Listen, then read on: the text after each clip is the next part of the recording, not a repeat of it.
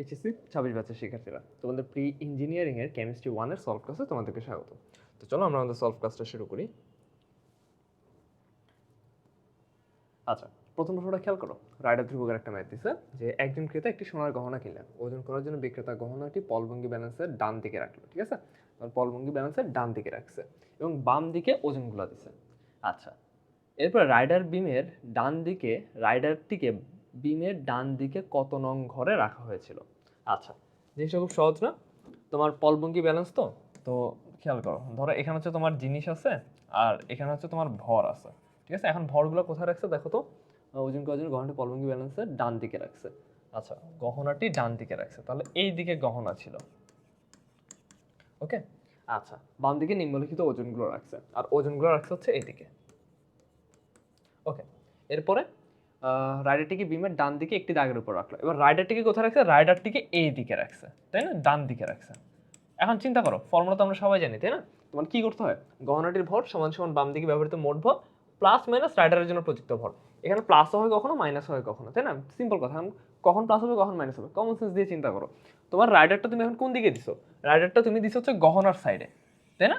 তার মানে গহনার সাইডটা অলরেডি একটু উইক ছিল বা তার ওজন একটু কম ছিল, তো এটাকে আমাদের ওজনের সমান করার জন্য কি করতে হয়েছে? রাইডারের ভরটা ওখানে প্রযুক্ত করতে হয়েছে, ঠিক আছে? রাইডারের একটা সার্টেন অ্যামাউন্ট অফ ভর ওইদিকে প্রযুক্ত করতে হয়েছে। তাহলে আমাদের কি করতে হবে? সহজ কথা, গহনার ভর থেকে রাইডারের ভরটা বাদ দিয়ে দিতে হবে, দ্যাটস ইট। এই যে বাম দিকে ব্যবহৃত যে মোট ভর, আমি এখানে যতটুকু ভর ইউজ করলাম সেটার মধ্যে আমার গহনার ভরও আছে, রাইডারের ভরও আছে, তাই সিম্পলি কি করলাম, রাইডারের ভরটা আমি এখান থেকে বাদ দিয়ে দিলাম, রাইডারের জন্য যে প্রযুক্ত ভর, দ্যাটস ইট।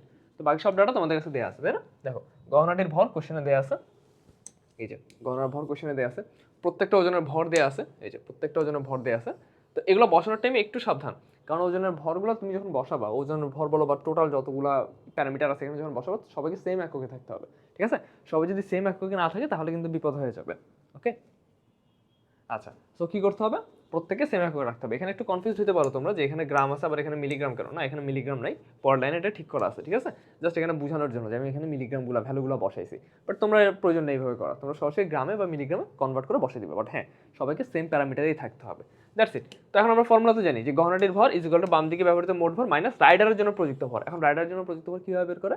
রাইডারের অতিক্রান্ত দাগ সংখ্যা ইনটু রাইডার কনস্ট্যান্ট, তাই না? এই যে দেখো, রাইডার কনস্ট্যান্ট কত? 0.0001 গ্রাম। কোথায় দেওয়া আছে? এই যে প্রশ্ন, রাইডার কনস্ট্যান্টটাও কোশ্চেনে দেওয়া আছে। ভ্যালুগুলো বসাও, তোমার এখান থেকে কি বের করতে হবে? জাস্ট সিম্পলি অতিক্রান্ত দাগ সংখ্যাটা, দ্যাটস ইট। এই আনমানটাই তোমাকে এখান থেকে বের করতে হবে, খুব ইজি না? ওকে, দেন পরের প্রশ্নটা খেয়াল করো। একটি কঠিন বস্তুর ভর পরিমাপের জন্য বস্তুটিকে একটি ওজন বোতলে নিয়ে বস্তুসহ ওজন বোতলটি একটি পলভঙ্গি ব্যালেন্সের ডান দিকে প্যানে রেখে বাম দিকের প্যানে ও রাইডারটিকে বিমের মাঝের শূন্য দাগের বামের শূন্য দাগের 24 দাগের অবস্থানে দেখা গেল। আচ্ছা, ঠিক আছে। ব্যালেন্সের নির্দেশক শলাকা শূন্য দাগের উভয় দিকে সমান দূরত্বে সুইং করছে, বস্তু সহ ওজন বোতলটির ভর গণনা করো। সেম কাহিনী আবার চিন্তা করো, কঠিন বস্তুর ভর পরিমাপের জন্য বস্তুটিকে একটি ওজন বোতলে নিয়ে বস্তু সহ ওজন বোতলটি একটি পলভঙ্গি ব্যালেন্সের ডান দিকে রাখছে, ঠিক আছে? আমার বস্তুটা ডান দিকে আছে, ওকে? আর বাম দিকে আমি ওজনগুলো রাখলাম, ঠিক আছে? ওজনগুলো রাখলাম, আর এটা হচ্ছে আমার একদম মিডল পয়েন্ট। আচ্ছা, আমি খেয়াল করো, ও রাইডারকে বিমের মাঝের শূন্য দাগের 24 দাগের অবস্থানে দেখা গেল।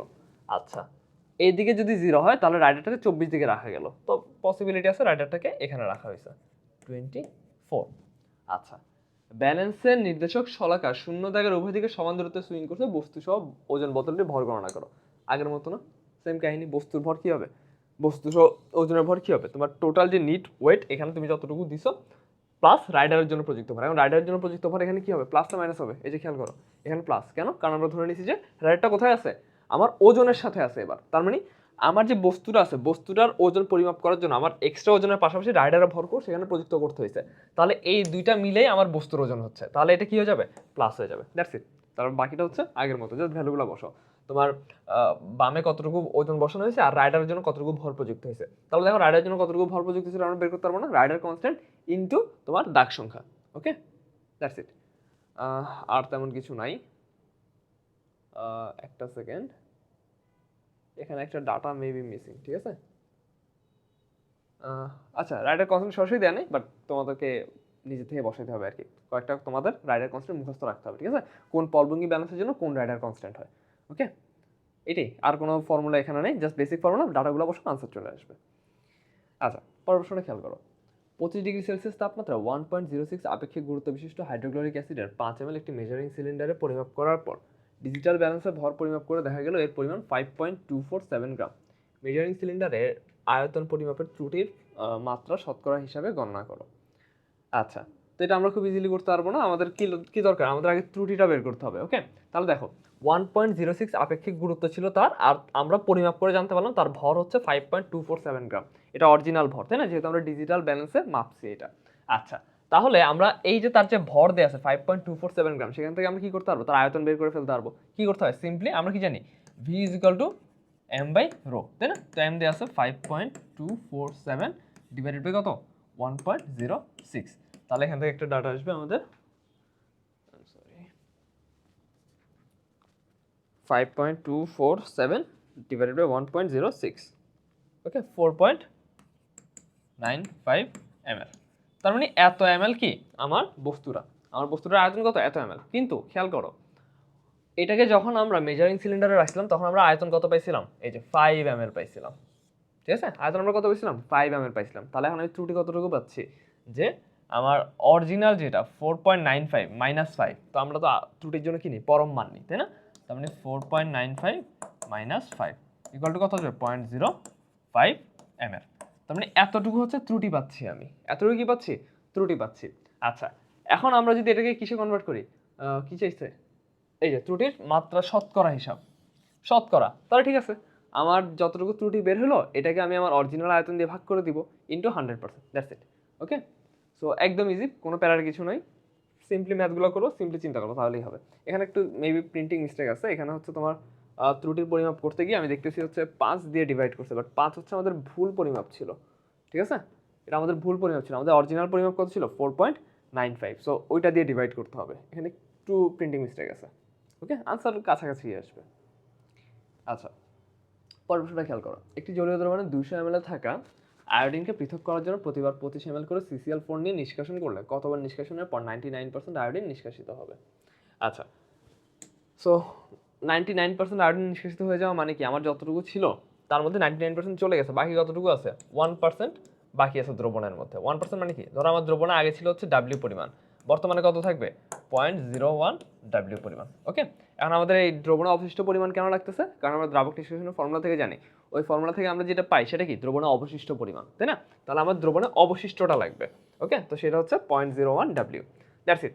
আর আমাদেরকে কনস্ট্যান্টটাও দেওয়া আছে, দেখো কেডিটা দেওয়া আছে, কেডিটা মনে উল্টা দেওয়া আছে, এক সেকেন্ড।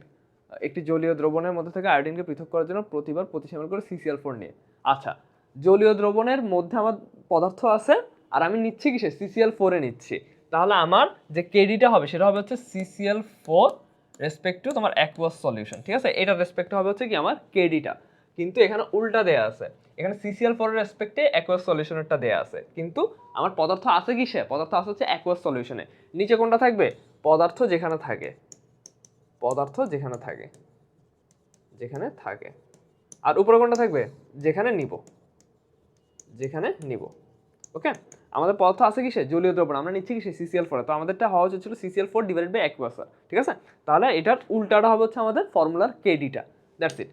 সো আমরা ফর্মুলা তো জানি, তাই না, যে ফর্মুলা কই, এই যে দেখো, W1 = W0 * V divided by KDS plus V to the power n, সবগুলো প্যারামিটার আমাদের পরিচিত না।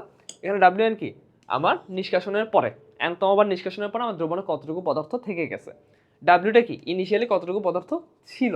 ওকে, আচ্ছা, ভিটা কি, ভিটা হচ্ছে দ্রবণের আয়তন। ওকে, যে দ্রবণ নিয়ে আমি কাজ করছি সেই দ্রবণের আয়তন। আচ্ছা, এরপরে কেডি তো আমাদের প্রশ্নেই দেওয়া আছে, কোথায় গেল, এই যে কেডিটা আমাদের প্রশ্নে দেওয়া আছে বাট উল্টা দেওয়া আছে, তাই না, তো আমরা জাস্ট এটাকে কি করে নিব, ইনভার্স করে নিব। আচ্ছা, ওকে, আর কিছু মনে হয় নাই এখানে। ওকে, তো এখন আমরা কি করবো, জাস্ট সিম্পলি ভ্যালুগুলো বসাই দিব। ওকে, আমাদের ভি এর ভ্যালু কত আসবে, দেখো 200 ml থেকে আয়োডিনকে পৃথক করার জন্য প্রতিবার 25 ml করে নিছি, ভি তাহলে 200 ml। আচ্ছা, তারপরে কেডি, এটা ইনভার্স হবে। ওকে, তারপরে এস কত করে নিলাম আমি, CCl4 25 ml, তাহলে আমাদের এস কত হবে, 25 ml, তাহলে এস এর ভ্যালু 25 বসাবো, আর ভি তো অ্যাগেন 200, দ্যাটস ইট। একটা সেকেন্ড, সরি। ওকে, ঠিক আছে, তাহলে তো আমাদের কি লাগবে, বের করতে হবে কি, কতবার নিষ্কাশনের পর, আমি একটু আগে কি বলছিলাম, n-তম বার নিষ্কাশনের পরে আমরা এই ফর্মুলাটা পাচ্ছি। তাহলে এখানে আমাকে কি বের করতে হবে, এই যে এই n-টা আমাকে বের করতে হবে, এতবার তোমার নিষ্কাশন করা হয়েছে। বুঝা গেছে? দ্যাটস ইট, জাস্ট ভ্যালুটা বের করবা। যেহেতু তোমরা ইঞ্জিনিয়ারিং এর স্টুডেন্ট, সো আমি প্রেফার করি যে মানে বিলিভ করি যে ক্যালকুলেশন তোমাদেরকে হয়তো দেখানোর প্রয়োজন নেই, ঠিক আছে? তাও যদি তোমাদের কারো প্রবলেম হয় তাহলে জানাই যে ভাই ক্যালকুলেশনটা একটু দেখাইতে হবে, ওকে? একদম বেসিক ক্যালকুলেশন, ডাব্লিউ নটের রেসপেক্টে 0.01, এটা আমরা আগেই বের করে রাখছি যে আমাদের দ্রবণে এই মুহূর্তে 0.01 পরিমাণ আছে, ঠিক আছে? 0.01 ইনিশিয়ালের 0.01 পরিমাণই আছে। সো ডাব্লিউ নট আর ওটা কাটাকাটি গিয়ে তোমার 0.01ই থাকবে এখানে। আর ভি, কেডিএস, ভি এই সবগুলো ভ্যালু আমাদের জানা আছে, আমাদের লাগবে হচ্ছে এনটা। কারণ এন যেহেতু পাওয়ার হিসেবে উপরে আছে, আমাকে কি করতে হবে, এটা এনটা কিন্তু নিচে নামায় নিয়ে আসতে হবে। আর পাওয়ারকে আমরা নিচে নামাই আনি কিভাবে, লগ বা লন ইউজ করে, ঠিক আছে? দেন এখানে লগ বা লন ইউজ করে আমরা এনটাকে নিচে নামে আসছি। দেন বাকি সবগুলো প্যারামিটারের ভ্যালু এখানে সরাসরি দেওয়া আছে, ক্যালকুলেটর বসালে তোমার আনসার চলে আসবে, ওকে? আচ্ছা, পরের প্রশ্নটা খেয়াল করো, সিমিলার একটা প্রশ্ন, যে একটি জলীয় দ্রবণে আয়োডিনের ঘনমাত্রা 0.5 মোলার। এই দ্রবণে 2000 ml কে একবার নিয়ে 500 ml CCl4 যোগ করে আয়োডিন নিষ্কাশন করা হলো। সেম কাহিনী না? আমাদের কিন্তু এবারও সব ডাটা অলমোস্ট দেয়া আছে, দেখো 2000 ml, তাহলে এটা কি, এটা হচ্ছে আমাদের ভি, 500 ml এটা হচ্ছে আমাদের এস। প্রাপ্ত জলীয় দ্রবণের 1000 ml কে এরপর নিয়ে 250 ml CCl4 যোগ করে আবার আয়োডিন নিষ্কাশন করা হলো। প্রাথমিক জলীয় দ্রবণে 2000 ml বিদ্যমান আয়োডিনের কত শতাংশ নিষ্কাশিত হয়? আচ্ছা, কেডি দেয়া আছে, কেডিও এবার উল্টা দেয়া আছে, আবার উল্টা দেয়া আছে, ঠিক আছে? বুঝাই যাচ্ছে আমাদের জলীয় দ্রবণে ছিল বাট CCl4 এ নিচ্ছে, সো কেডি উল্টা দেয়া আছে। বাট এখানে কোশ্চেনটা দুইটা ভাগে স্প্লিট করা হয়েছে, প্রথমে একবার নিষ্কাশন করা হয়েছে, দেন ওই কেস বাদ, দেন আবার নিষ্কাশন করা হয়েছে। কিন্তু এই দুটাকে তোমার মার্চ করতে হবে যে টোটাল কতটুকু আয়রন নিষ্কাশিত হয়েছে। তাহলে তুমি কি করবো, প্রথম কেস, প্রথম সিচুয়েশনের জন্য আমরা ফর্মুলা ইউজ করবো, ঠিক আছে? জলীয় দ্রবণ হচ্ছে, দেখো আমাদের জলীয় ফর্মুলা অ্যাপ্লাই করার জন্য কি লাগতেছে, ডাব্লিউ এর পরিমাণ লাগতেছে, ঠিক আছে? ডাব্লিউ লাগতেছে, অথবা ডাব্লিউর সাথে তোমার ডাব্লিউ এন এর একটা সম্পর্ক লাগতেছে, যেটা আগের ফর্মুলা আগের ম্যাথে ছিল যে এত পার্সেন্ট, বাট এখন আর দেওয়া নাই সেখানে। তাহলে এখন আমাদের কি লাগবে, ডাব্লিউটা লাগবে, যে ইনিশিয়ালি আমার দ্রবণে কতটুকু পরিমাণ ছিল। তো অনেকে হয়তো বুঝেই গেছো যে আমাকে ঘনমাত্রা দেয়া আছে, দ্রবণের আয়তনও দেয়া আছে, আমি চাইলে এখান থেকে ডাব্লিউর পরিমাণটা বের করে ফেলতে পারবো, তাই না? আমরা কি জানি N is equal two S V, তাই না? এখানে এস এর মান 0.5 আর ভি এর মান হচ্ছে 2 লিটার, তার মানে 1 মোল। তার মানে দ্রবণে কতটুকু আয়োডিন আছে, 1 মোল আয়োডিন আছে, আর 1 মোল আয়োডিনের ভর কতটুকু, 254 গ্রাম। দ্যাটস ইট, আমাদের এটাই মেইন দরকার ছিল এখানে, যে দ্রবণে ইনিশিয়ালি 254 গ্রাম আয়োডিন ছিল। আচ্ছা, এবার আমরা যখন প্রথমবার এটাকে নিষ্কাশিত করব আয়োডিনটাকে, তখন আমাদের দ্রবণে কতটুকু আয়োডিন থাকবে এটা আমরা বের করতে পারবো না? কিভাবে বের করবো মনে আছে তো, formula V divided by KDS plus V, ঠিক আছে? এখানে এন এর মান কত, এখানে এন এর মান 1, যেহেতু আমি একবার নিষ্কাশন করতেছি, ইনটু ডাব্লিউ, ঠিক আছে? ডাব্লিউটা কত, 254, দ্যাটস ইট। দেখো ভি দেওয়া আছে 2000 ml, কেডি দেওয়া আছে, ওটা জাস্ট ইনভার্স বসাবো, আর এস দেওয়া আছে এই যে 500 ml, ঠিক আছে? সব ডাটাগুলো বসাও, তোমার এখান থেকে কি চলে আসবে, ইনিশিয়ালি দ্রবণে আর কতটুকু আয়োডিন বাকি আছে এটা আমরা পেয়ে যাবো, ঠিক আছে? সেটা যদি আমরা ক্যালকুলেট করি, এই যে আমরা যেটা ক্যালকুলেট করি আমরা পেয়ে যাবো হচ্ছে 11.27 গ্রাম। তার মানে দ্রবণে এই মুহূর্তে আর কতটুকু বাকি আছে, 11.27 গ্রাম আয়োডিন, বাকিটা আমরা নিষ্কাশিত করে ফেলছি। এবার দেখো পরের কোশ্চেনটা একটু ইন্টারেস্টিং। এরপরে বলছে যে প্রাপ্ত জলীয় দ্রবণের 1000 ml কে এরপর নিলাম। আমার কাছে কিন্তু জলীয় দ্রবণ 2000 ml আছে, 2000 ml এর মধ্যে এই মুহূর্তে আমার আর আয়োডিন আছে কতটুকু, 11.27 গ্রাম। বাট আমি এখন ওই 2000 ml নিয়ে আর কাজ করতেছি না, আমি করতেছি কি নিয়ে, 1000 ml নিয়ে। আমি ওই দ্রবণের 1000 ml কে নিলাম। চিন্তা করো তো, 2000 ml এ যদি আমার এতটুকু আয়োডিন থাকে, 1000 ml এ কি হবে, তার অর্ধেক আয়োডিন থাকবে না? সিম্পল কথা। তাহলে আমি যে 1000 ml নিয়ে কাজ করবো, সেখানে এখন ডাব্লিউ এর পরিমাণ কতটুকু হবে, মানে দ্রবণে থাকা পরিমাণ কতটুকু হবে, এইটা এক্সাক্ট অর্ধেক। That's it. এবারও কাহিনী সেম। এবার জন্য তোমাকে আবার সেম ডাব্লিউ এর উপর ওই ফর্মুলাটা অ্যাপ্লাই করতে হবে, আমাদের দ্রাবক নিষ্কাশনের ফর্মুলা, যেখানে তোমার ভি এর মান হবে হচ্ছে 1000, আগে ভি 2000 ছিল, এখন ভি হবে 1000। তারপরে এস এর মান আগে ছিল 500, বাট এখন হবে কত, 250। সব কিছু কোশ্চেনেই দেওয়া আছে, আর কনস্ট্যান্ট কেডি এর তো চেঞ্জ হবে না, মানে আমার CCl4 আর পানির যে কেডির সম্পর্ক এটা সবসময় ফিক্স থাকবে, এটা কিছুর উপর ডিপেন্ড করতেছে না। তো ভ্যালুগুলো বসাও, আবার আবার সেম ভাবে এটা দ্বিতীয়বার নিষ্কাশন করলাম। এখন দেখো আমরা ডাব্লিউ কতটুকু বসেছি, ওই যে আমাদের যতটুকু অবশিষ্ট ছিল তার অর্ধেক, কারণ আমরা 1000 ml নিয়ে কাজ করতেছি। ভ্যালুগুলো বসাও, ভি বসালাম, এস বসালাম, কেডি বসালাম। এখন আমি পাচ্ছি দ্বিতীয়বার নিষ্কাশনের পর 0.25 গ্রাম, মানে আমার দ্রবণে এখন আর কতটুকু বাকি আছে আয়োডিন, 0.25 গ্রাম। আচ্ছা, তাহলে চিন্তা করো আমার টোটাল কতটুকু আয়োডিন দ্রবণে বাকি আছে, এইটার অর্ধেক ওই 1000 ml তো বাকি আছেই, ঠিক আছে? আমি কি করলাম, ওই 2000 ml এর 1000 ml কে তো সাইড করে রাখছি, যেটা নিয়ে আমি কাজ করিনি। বাট যেই 1000 ml কে আমি সাইড করে রাখছি, ওখানে তো স্টিল আমার 5 গ্রামের মতো আছে, তাই না? 5.5 গ্রামের মতো আছে। তারপরে যেই 1000 ml নিয়ে আমি কাজ করছি, এই যে এটা, এখানেও তো স্টিল 0.25 গ্রাম আছে, তাই না? তাহলে টোটাল কতটুকু আয়োডিন বাকি আছে আমরা যদি হিসাব করি, আচ্ছা এখানে কতটুকু আয়োডিন বের করছে ওইটা হিসাব করছে, তো কাহিনী একই, ঘুরে ফিরে কাহিনী একই। আমাদের টোটাল আয়োডিন বাকি থাকবে কতটুকু, কত ছিল 11.27, এটার অর্ধেক তো কনফার্ম বাকি থাকবে, সাথে এখন বাকি থাকবে কতটুকু, এই যে 0.25 গ্রাম, 0.25। তাহলে টোটাল 5.885 গ্রাম আয়োডিন আমার স্টিল দ্রবণে থেকে যাচ্ছে 254 গ্রাম আয়োডিনের মধ্যে। তাহলে আমার আয়োডিন নিষ্কাশিত হলো কতটুকু, 248.115 গ্রাম, 248.115 গ্রাম আয়োডিন আমরা নিষ্কাশিত করে ফেলছি। তাহলে কত পার্সেন্ট নিষ্কাশিত করছি, ডিভাইডেড বাই 254, তাহলে 97.69 অ্যাপ্রক্সিমেটলি। তাহলে এইটাই হচ্ছে আমাদের কারেক্ট আনসার। ঠিক আছে, দুইটা প্রসেসে করতে হয়, একটু লেন্দি, বাট একই প্রসেস তোমাকে দুইবার রিপিট করতে হচ্ছে। কোয়েশ্চেনটা বুঝলেই বুঝবা যে দুইটা প্রসেসের মধ্যে কোনো ডিফারেন্স নেই, জাস্ট ভ্যালুগুলো ডিফারেন্ট, আর ওই ভ্যালুগুলো তোমার কোয়েশ্চেনে সরাসরি দেওয়া আছে। ওকে, আচ্ছা দেন পরের প্রশ্নটা খেয়াল করো, উল্লেখিত বর্ণালীর তরঙ্গ দৈর্ঘ্য নির্ণয়পূর্বক আলোচনা করো। আচ্ছা আমাদেরকে কি করতে হবে, তরঙ্গ দৈর্ঘ্য বের করতে হবে। দেখো বেসিক্যালি ইলেকট্রনটা কি করতেছে, এই যে ইনফিনিটি থেকে এখানে জাম্প করে আসতেছে, কোথায় আসতেছে, n = 2 মানে বামার সিরিজের মধ্যে আসতেছে। আচ্ছা তাহলে আমরা ক্যালকুলেট করতে পারবো না, হৃদবাগ ধ্রুবক তো আমরা জানি, সেখান থেকে আমরা ইজিলি ল্যামডার মান বের করতে পারবো। এই যে 1/λ = RH × 1/n1 - square 1/n1 square - 1/n2 square, যেখানে আমাদের n1 এর মান কত তুমি বলতে পারো এখানে, মানে n2 এর মান তুমি এখানে বসাতে পারো ইনফিনিটি, আর n1 এর মান কত, বামার সিরিজ যেহেতু তাহলে 2, তো ভ্যালুগুলো বসাও এখানে 1/2 স্কয়ার - 1/∞ স্কয়ার, ভ্যালুগুলো বসালে তোমার ল্যামডা আসলে 364.70 মিটার। এখন এইটা একটা, এই রেঞ্জটা খুবই মানে অদ্ভুত একটা রেঞ্জ, কারণ নর্মালি তোমার বলা হয় যে কিছু কিছু বইয়ের ক্ষেত্রে 350 ন্যানোমিটার থেকে দৃশ্যমান আলো শুরু হয়, আবার কিছু কিছু বই অনুযায়ী 380 ন্যানোমিটার থেকে দৃশ্যমান আলো শুরু হয়। তো তুমি চাইলে আসলে দুইটাই কমেন্ট করতে পারো, ঠিক আছে, যে মানে নিয়মিত মানে প্রচলিত নিয়ম অনুযায়ী এটা দৃশ্যমান রেঞ্জের খুব কাছাকাছি অবস্থান করতেছে, ঠিক আছে, দ্যাটস ইট, এরকম একটা সেফ কমেন্ট করাই বেটার। ওকে, এখানে বলা আছে 380 থেকে 700 ন্যানোমিটার হচ্ছে দৃশ্যমান, তাই এটা দৃশ্যমানের আওতায় পড়তেছে না, বাট অন্য কিছু বই আছে যেখানে 350কেও দৃশ্যমান আলো হিসেবে কনসিডার করা হয়েছে। ওকে, সো ভ্যালুগুলো বসলে ইজিলি আনসার তোমার চলে আসবে। এখানে আমি আর ক্যালকুলেশনটা দেখাচ্ছি না, কারণ এটা তোমার জাস্ট ক্যালকুলেটারেই করবে। ওকে, আচ্ছা দেন পরের প্রশ্নটা খেয়াল করো, ফসফরাসের ভর সংখ্যা 31, ফসফরাস অণু P4 এর 21টি অণুর মধ্যে কয়টি নিউট্রন আছে। আচ্ছা আগে দেখো ফসফরাসের ভর সংখ্যা থেকে ফসফরাসের আমরা একটা ফসফরাসের মধ্যে কয়টা নিউট্রন আছে এটা বের করে ফেলি। তো ফসফরাসের ভর সংখ্যা কত, 31 দেওয়া আছে, ফসফরাসের প্রোটন সংখ্যা কত, 15টা। তাহলে আমরা কি জানি, ভর সংখ্যা থেকে আমি যদি প্রোটন সংখ্যা বা পারমাণবিক সংখ্যা বাদ দিই আমি কি পাবো, নিউট্রন সংখ্যা পাবো। তাহলে 31 থেকে 15 বাদ দিলে কি পাবো, 16টা পাবো। তার মানে একটা ফসফরাসের মধ্যে কয়টা আছে, 16টা নিউট্রন আছে। চিন্তা করো, তো এইরকম ফসফরাস 4টা নিয়ে এরকম একটা অণু গঠিত হচ্ছে, তাই না, P4। তাহলে P4 এর মধ্যে আমার নিউট্রন কয়টা আছে, 16 × 4 মানে কত, 64 নিউট্রন। ওকে, আচ্ছা এখন কাহিনী হচ্ছে এই রকম P4 আছে 21টা, তাহলে 21টার মধ্যে কয়টা নিউট্রন আছে, দ্যাটস ইট, খুব সিম্পল, তাই না, 64 × 21, 64 × 21, 1344টা আছে, তার মানে 1344টা নিউট্রন। ওকে, ইজি না, দ্যাটস ইট। আচ্ছা এরপর খেয়াল করো, একটি পরমাণুর n খোলসে 5টি ইলেকট্রন আছে এবং উহার কেন্দ্রে 42টি নিউট্রন আছে, পরমাণুটির ভর সংখ্যা কত। আচ্ছা n খোলসে 5টি ইলেকট্রন মানে বুঝতেছো, আমরা কি জানি, তোমার হিসাবটা কি রকম হয়, K-L-M-N।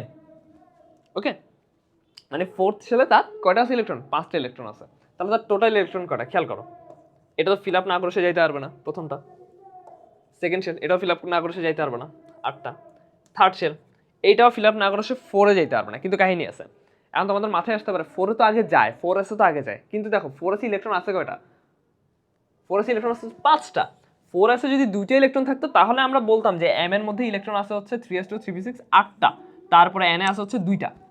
ওকে, কিন্তু n এ যেহেতু 5টা ইলেকট্রন আছে, তার মানে mটা পুরা ফিল আপ হইছে, 3d অরবিটাল পুরা ফিল আপ হইছে, দেন বাকি 3টে ইলেকট্রন এখানে গেছে। ঠিক আছে, এখানে একটু মাথা খাটাইতে হবে, না হলে আসলে মানে কনসিডার করতে পারবো না। m আগে পুরোপুরি ফিল আপ হয় না, m আগে 8টা ফিল আপ করে, 3s 3p6, তারপরে 3d তে যায় না, সে যায় হচ্ছে কোথায়, 4s এ যায়, 4s এ 2টা ফিল আপ করে দেন 3d তে ব্যাক করে, দেন 3d ফিল আপ করে দেন 4p তে যায়। তো যেহেতু আমার n এ 5টা ইলেকট্রন আছে, তার মানে অবশ্যই সেটা 4p পর্যন্ত গেছে, আর 4p তে গেছে মানে 3/3 সেটা পুরো ফিল আপ করে তারপরেই আসছে। তাহলে এখানে আমার টোটাল ইলেকট্রন আছে কয়টা, 10টা, 18টা, তাহলে কত হলো, 28টা, 28-এর 5টা কয়টা, 33টা। 33 ইলেকট্রন আছে কোথায়, আমার এই পরমাণুটাতে।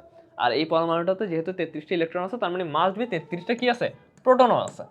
আচ্ছা, ভর সংখ্যা ডিপেন্ড করে কিসের উপর, প্রোটনের উপর আর নিউট্রনের উপর। প্রোটন আমি বের করে ফেলছি 33টা, নিউট্রন আমার দেওয়া আছে কোশ্চেনে, তাহলে 42 নিউট্রন। কত আসলো, 75। ঠিক আছে, তার ভর সংখ্যা কত হবে তাহলে, 75। ওকে, ইজি। আচ্ছা, দেন খেয়াল করো, নিম্নের নিউক্লিয়ার বিক্রিয়া থেকে অ্যাজ বাহির করো।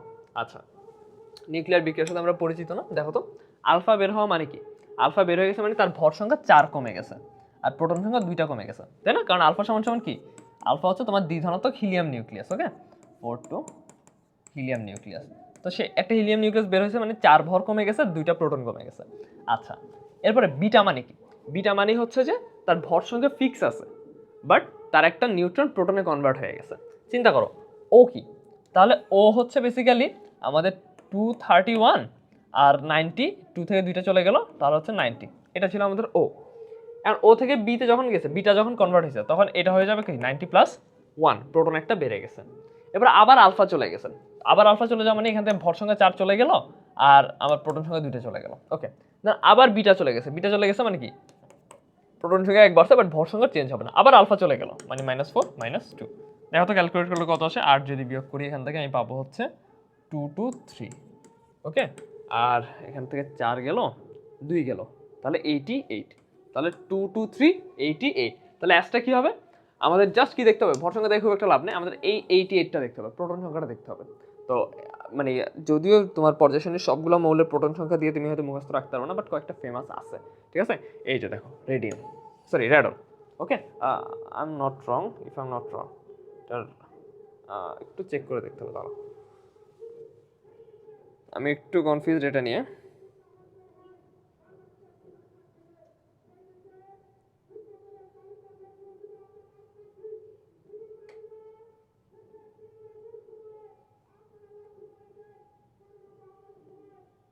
ঠিক আছে, এটা রেডিয়ামে হবে, 88 হবে। ওকে, 88 রেডিয়াম, রেডিয়াম আর র্যাডনের মধ্যে একটু কনফিউশন হয়ে যায়, তাই না? খুব কাছাকাছি দুটো এলিমেন্ট তো একটু মাথা রাখতে হবে। ওকে, আচ্ছা এরপরে কি বলছে, প্রকৃতিতে অক্সিজেনের 3টি আইসোটোপ বিদ্যমান যাদের ভর যথাক্রমে 16, 17 ও 18। পারমাণবিক ভর একক এবং পরিমাণ যথাক্রমে এত %। অক্সিজেনের পারমাণবিক ভর কত, এটা কিভাবে বের করে মনে আছে তো? খুব ইজি না, প্রত্যেকের পার্সেন্টেজকে মানে প্রত্যেকটা ইন্ডিভিজুয়ালের পার্সেন্টেজকে তার পারমাণবিক ভর সংখ্যা দিয়ে গুণ করে দিতে হয়, দ্যাটস ইট। তারপর সবগুলো যোগফল নিতে হয়। তো দেখো কি করব, 16 গুণ ওর পার্সেন্টেজ কত, 99.76। আমি যদি সরাসরি একদম ভ্যালুটাই বসে দিই, তাহলে আমাকে আর 100 দিয়ে ভাগ করতে হবে না। ঠিক আছে, আমার আনসার সরাসরি চলে আসবে, এই কারণে আমি পার্সেন্টেজের মেইন ভ্যালুটাই বসাচ্ছি। আচ্ছা, এরপরে 17 এর পার্সেন্টেজ হচ্ছে 0.00037 প্লাস 18 এর পার্সেন্টেজ কত, 0.00203। শেষ, এটাই আমাদের আনসার। ক্যালকুলেট করলে তোমার আনসার বের হয়ে আসবে। তোমরা যদি এখানে জাস্ট পার্সেন্টেজ বসো 99.76%, তখন আবার পুরোটাকে 100 দিয়ে ভাগ করতে হয়, বাট আমি সরাসরি বসিয়ে দিলাম। ঠিক আছে, এটাই আনসার। আচ্ছা,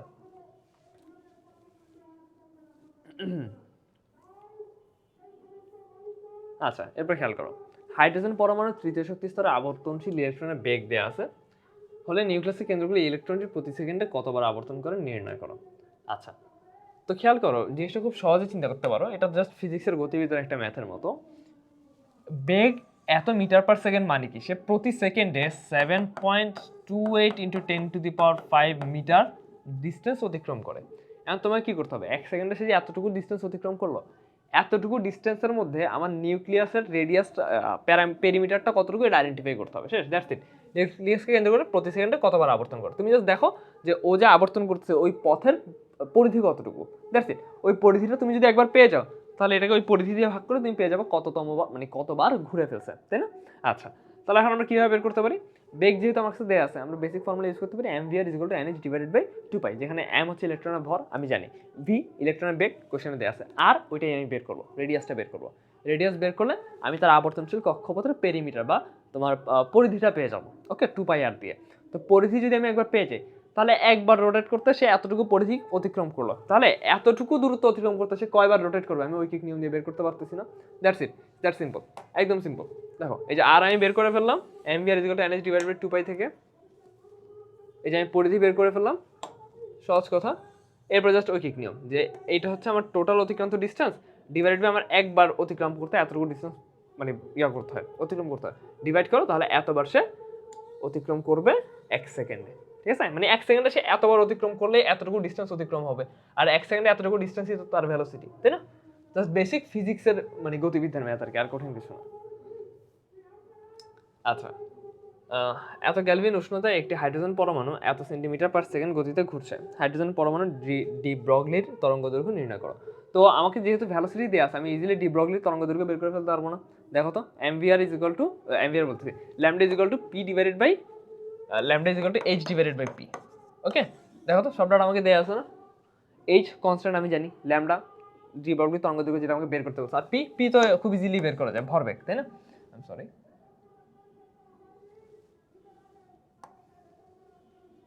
p হচ্ছে কি ভরবেগ mv, যেখানে m হচ্ছে ইলেকট্রনের ভর 9.11 ইন্টু 10^31।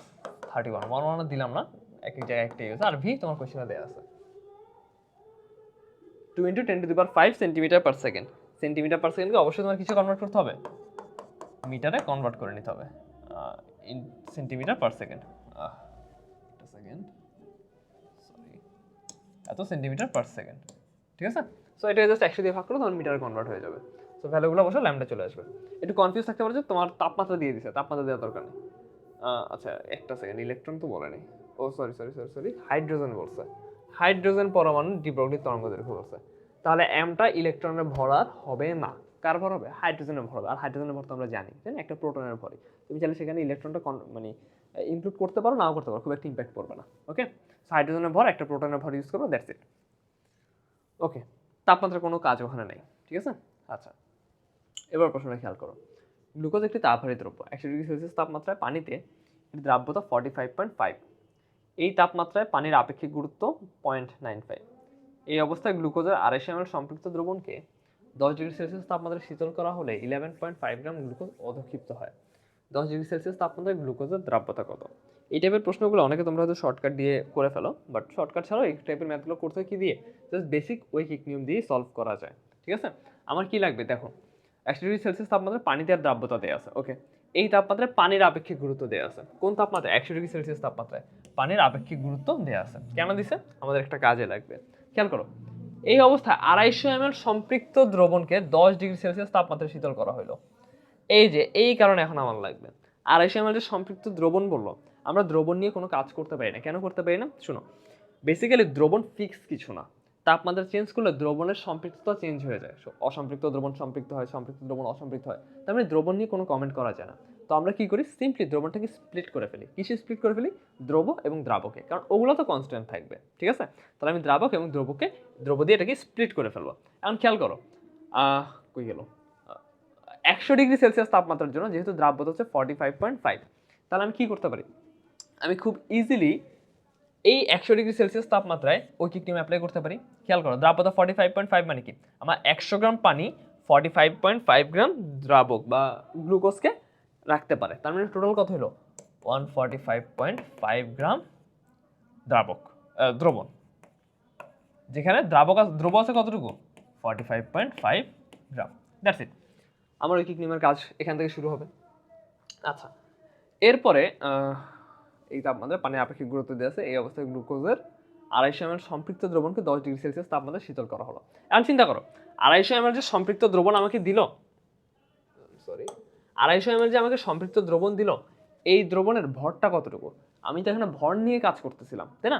100°C তাপমাত্রায়, 100°C তাপমাত্রায় আমি তো দ্রবণটার ভর নিয়ে কাজ করতেছিলাম, কিন্তু আমাকে দেয়া আছে কি? দ্রবণটার আয়তন। তাহলে আমাকে কিছু কনভার্ট করতে হবে, এটাকে আগে ভরে কনভার্ট করতে হবে। এখন ভরতে আমরা কনভার্ট করতে পারি কিভাবে? বের করে m ρ/v।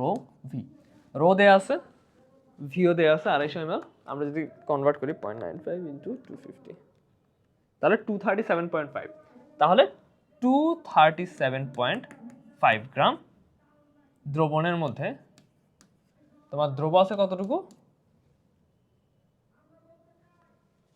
আচ্ছা দ্রব আছে কতটুকু তো আমরা বের করবো, আমাদের কাছে একটা ডাটা দিয়ে আছে যে 145.5 গ্রাম দ্রবণের মধ্যে 45.5 গ্রাম দ্রব আছে, তার 237.5 গ্রাম দ্রবণের মধ্যে কতটুকু দ্রব থাকবে এটা আমাকে বের করতে হবে। সিম্পল ঐকিক নিয়ম, ঠিক আছে। 45.5 ডিভাইডেড বাই 145.5 ইন্টু 237.5, সো একদম সহজ 74.27 গ্রাম। তার মানে আমার 237.5 গ্রাম দ্রবণের মধ্যে দ্রব আছে কতটুকু, 74.27 গ্রাম। একদম সহজ কথা। এখন আমার কাজটা কি দেখো, এখন ওরা কি বলছে যে 10 ডিগ্রি সেলসিয়াস তাপমাত্রা যখন শীতল করলাম তখন আমার কি হয়ে গেল, এত গ্রাম গ্লুকোজ অদক্ষিপ্ত হয়ে গেল, তাই না? এত গ্রাম গ্লুকোজ কি হয়ে গেল, অদক্ষিপ্ত হয়ে গেল।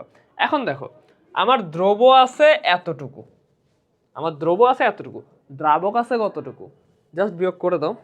237.5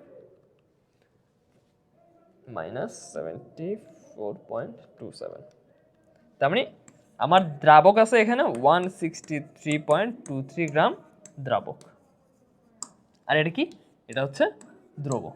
আচ্ছা এখন চিন্তা করো, আমি তাপমাত্রা কমাইছি, আমার দ্রাবক তো এতটুকুই গেছে ওই তাপমাত্রায়, আমার দ্রব এতটুকুই গেছে ওই তাপমাত্রায়। প্রবলেম কি হয়েছে, দ্রবটা দ্রবণ থেকে সেপারেট হয়ে গেছে কতটুকু, 11.5 গ্রাম দ্রব সেপারেট হয়ে গেছে দ্রবণ থেকে। তাহলে এটা যদি সেপারেট হয় তাহলে আমার বর্তমান দ্রব আছে কতটুকু, 0.27 মাইনাস 11.5, 62.77 গ্রাম।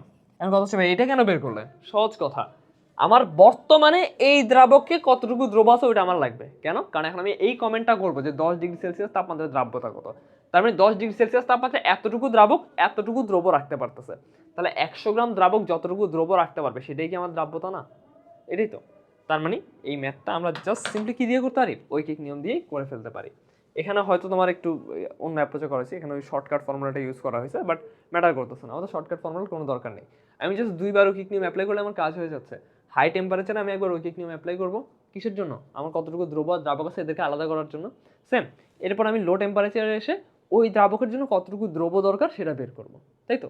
দেখো হাই টেম্পারেচারে আমার কতটুকু দ্রবণ থেকে কতটুকু দ্রব আর দ্রাবক আছে আমি আইডেন্টিফাই করে ফেললাম। ওকে, এবার আমি লো টেম্পারেচারে আসলাম। এখন লো টেম্পারেচারে দ্রাবক তো ফিক্সই থাকবে, ওই দ্রাবকই তো আসলো লো টেম্পারেচারে আসলো, কিন্তু এই দ্রাবক কতটুকু দ্রব রাখছে ওটা চেঞ্জ হয়ে গেছে। কোশ্চেন পড়েই বুঝতে পারছো যে 11.5 গ্রাম অধক্ষিপ্ত হয়ে গেছে, তার মানে এতটুকু দ্রব ওই টেম্পারেচারে আসছে কিন্তু পুরাটা দ্রবণের মধ্যে নাই, 11.5 বাদ হয়ে গেছে, বাকি থাকলো 62.77 গ্রাম। তার মানে আমার এই দ্রাবকটা আগে এতটুকু দ্রব রাখছে, বর্তমানে এতটুকু দ্রব রাখতেছে। তো এইটার জন্য দ্রাব্যতা তোমার শুরুটা হাই টেম্পারেচারে, আর এটার জন্য দ্রাব্যতা লো টেম্পারেচারে, দ্যাটস ইট। এখানে আরেকবার তুমি অ্যাপ্লাই করে 100 গ্রামে কতটুকু দ্রব্য আছে বের করো, এতটুকুই, ঠিক আছে, একদম কঠিন কিছু না, সিম্পল। আচ্ছা এরপরের প্রশ্নটা খেয়াল করো, 25 ডিগ্রি সেলসিয়াস তাপমাত্রায় ক্যালসিয়াম অক্সালেটের দ্রাব্যতা গুণফল দেয়া আছে, এত হলে প্রতি 100 ml সম্পৃক্ত দ্রবণে কত গ্রাম ক্যালসিয়াম অক্সালেট দ্রবীভূত আছে বের করো।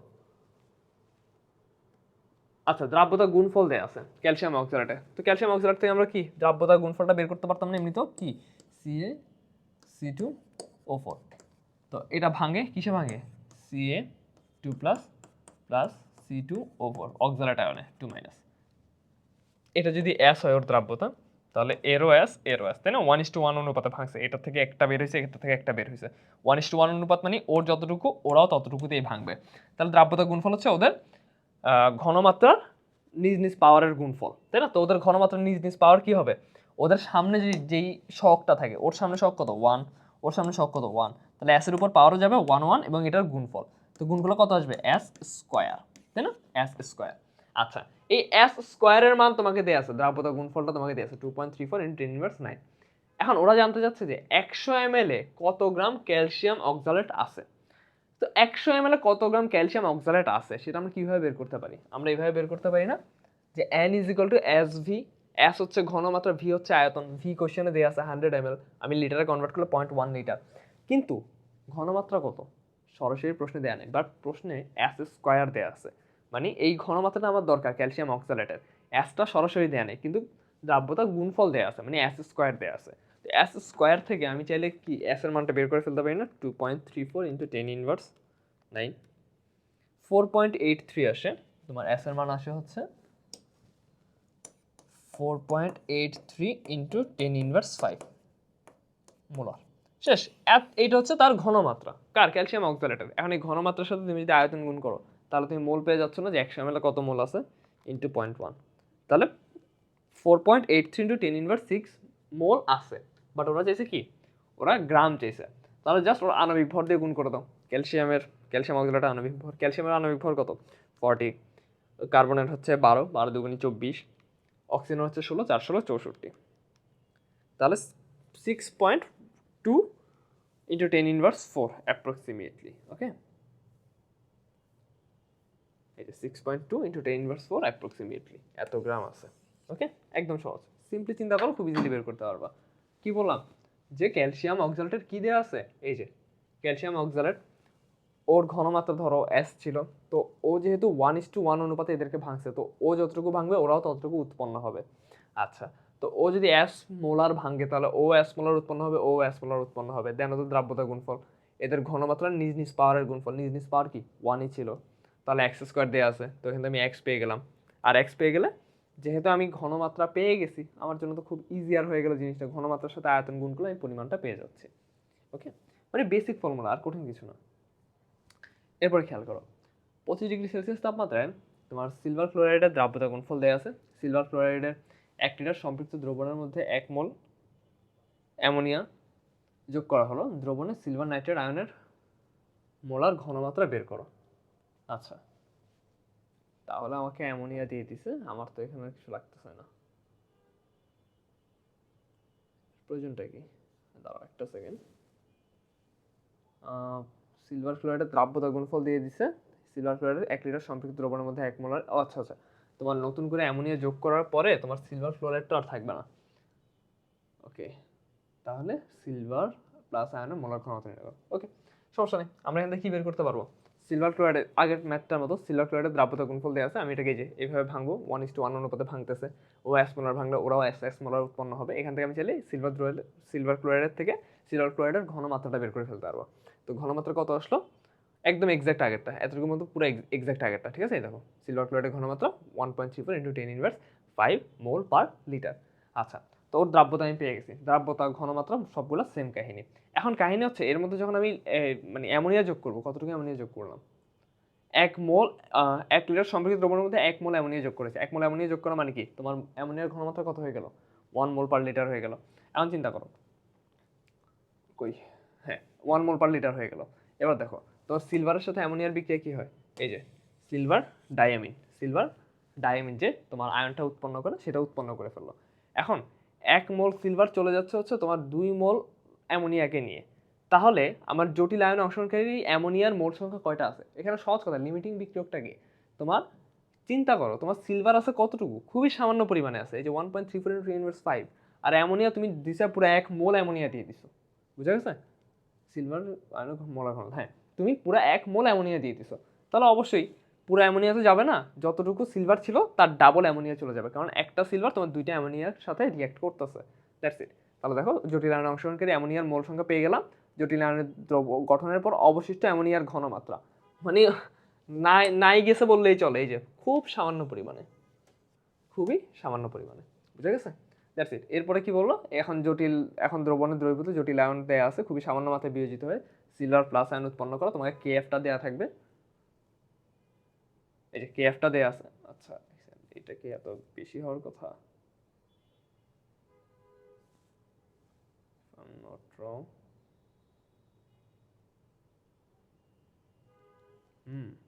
KF তো অনেক বেশি। আচ্ছা ঠিক আছে, তাহলে দেখো এখন তোমার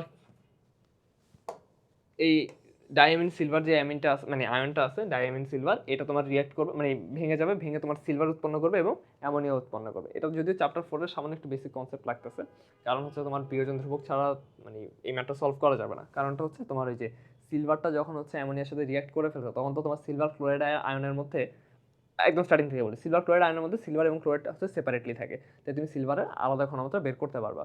কিন্তু যখন তুমি সেখানে অ্যামোনিয়া দিছো, ওই আলাদা সিলভারগুলো অ্যামোনিয়ার সাথে রিঅ্যাক্ট করে ফেলছে, রিঅ্যাক্ট করে কি উৎপন্ন করে ফেললো, ডায়ামিন সিলভার আয়নটা উৎপন্ন করে ফেললো। প্রবলেম এখানে ক্রিয়েট হয়ে গেছে, এখন তুমি সিলভারের সেপারেট ঘনমাত্রা বের করতে পারবে না, কারণ সিলভার আর সেপারেট নেই। তাহলে তোমাকে দেখতে হবে কতটুকু সিলভার সেপারেট আছে, তাহলে এই ডায়ামিন সিলভার আয়নটা থেকে যতটুকু সিলভার বের হচ্ছে বা মানে বিয়োজিত হয়ে যাচ্ছে, ডায়ামিন সিলভার আয়নটা বিয়োজিত হয়ে যতটুকু সিলভার উৎপন্ন করতেছে, সেটাই হচ্ছে তোমার সিলভারের ঘনমাত্রা, তাই না। এখন কথা হচ্ছে যে ও কতটুকু বিয়োজিত হচ্ছে এটা তুমি কোথায় পাবা, এই যে দেখো তোমাকে বিয়োজন ধ্রুবক কিন্তু দিয়ে দিছে, এই যে শুরুতেই বলছি বিয়োজন ধ্রুবক তোমাকে দিয়ে দিছে, এবার এই বিয়োজন ধ্রুবকটা অ্যাপ্লাই করে তোমাকে হচ্ছে কি করতে হবে, দেখতে হবে যে কতটুকু সিলভার আছে। তো এই ডায়ামিন তোমার সিলভার আয়নটা ধরো ইনিশিয়ালি হচ্ছে এত মোলার আছে, আমরা শুরুতেই দেখছি এত মোলার আছে, সে হচ্ছে পুরোপুরি বিয়োজিত হবে না, সে এক্সটুকু ধরো আমরা বিয়োজিত হলো। এটা চ্যাপ্টার 4 এর কনসেপ্ট, রাসায়নিক পরিবর্তনের concept.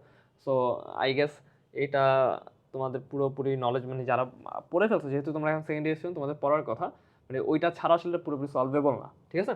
কোশ্চেনটাতে most of the part হচ্ছে দ্রাব্যতা গুণফলের, কিন্তু লাস্টের এই ছোট্ট পার্টটা হচ্ছে তোমার রাসায়নিক পরিবর্তনের।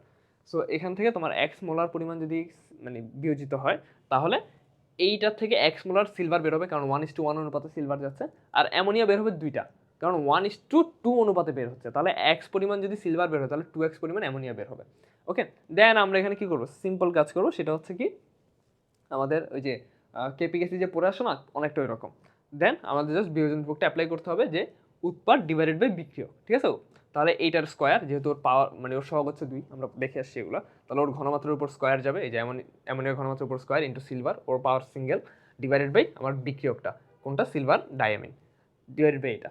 সবগুলোর ঘনমাত্রা তোমার জানা আছে, কে এফ এর মান বা বিয়োজন ধ্রুবকের মান তোমাকে দেয়া, বিয়োজন ধ্রুবক সরাসরি মান দেয়নি, কে এফ এর মান তোমাকে দেয়া আছে।